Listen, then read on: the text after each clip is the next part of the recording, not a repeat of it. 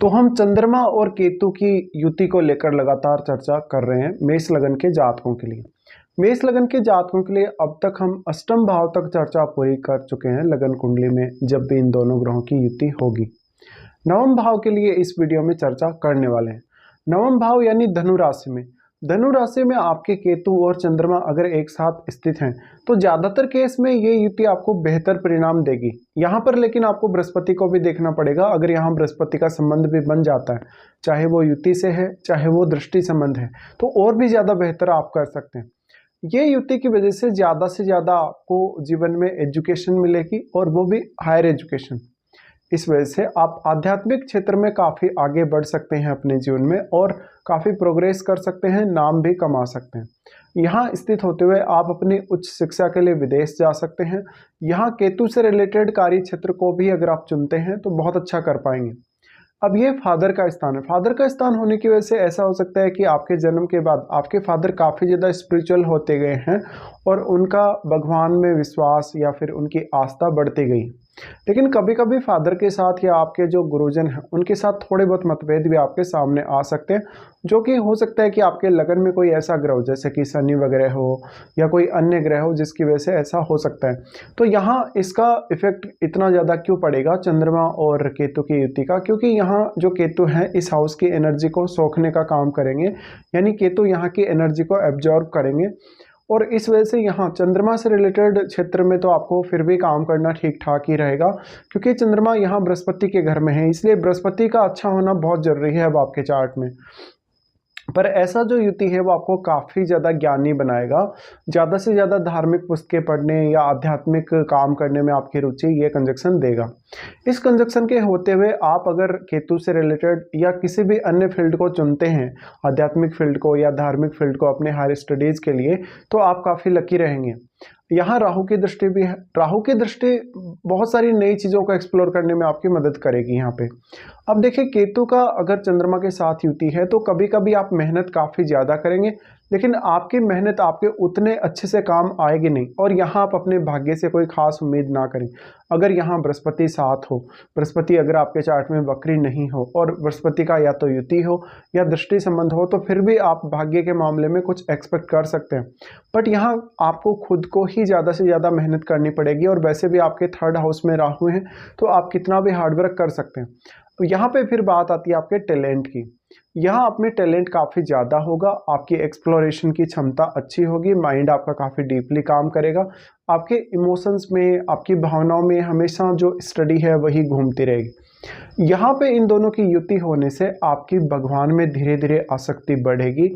आप किसी भी पर्टिकुलर देवी या देवता के भक्त हैं, उनके अंदर भी आपकी आस्था बढ़ती चली जाएगी।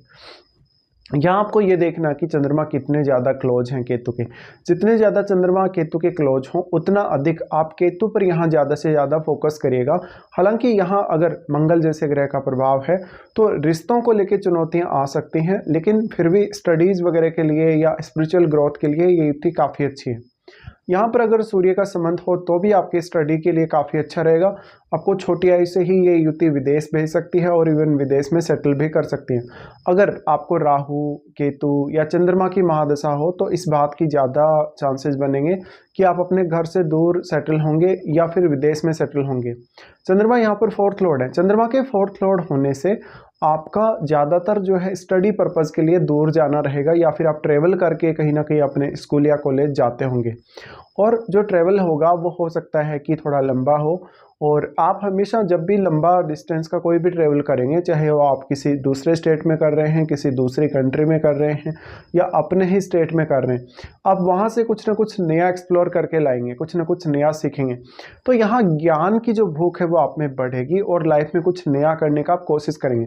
लेकिन यहाँ आपको भावनात्मक रूप से थोड़ी समस्याएं आ सकती हैं। अगर आप कोई भी पर्टिकुलर लाइफ में गोल लेके चल रहे हैं कि आपको आध्यात्मिक या धार्मिक फील्ड में कोई गोल अचीव करना है, तो आपको मानसिक रूप से ज़्यादा मजबूत होना पड़ेगा और मानसिक रूप से अपने एफर्ट भी ज़्यादा लगाना पड़ेगा।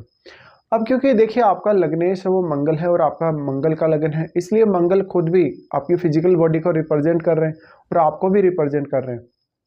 तो अगर आपका मंगल स्ट्रांग है तो आप फिजिकल एनर्जी तो उतनी ही अच्छी इस्तेमाल कर लेंगे, लेकिन मानसिक रूप से, भावनात्मक रूप से या इमोशनली आप कहाँ क्या कुछ करेंगे, कैसे फैसले लेंगे, कैसे सोचेंगे, आपकी थिंकिंग कैसी रहेगी, आपका निर्णय लेने का तरीका क्या रहेगा, कितना आप समय लगाएंगे सोचने समझने में या निर्णय लेने में, इसके ऊपर बहुत कुछ डिपेंड करेगा। फिर यहाँ बात आती है इनके दृष्टि संबंध की। इनका जो है चंद्रमा का दृष्टि आपके 3rd हाउस पे है जहाँ राहु स्थित है, तो राहु भी कहीं ना कहीं आपकी जिज्ञासा को बढ़ाने का काम करेंगे जब वो यहाँ दृष्टि डालते हैं।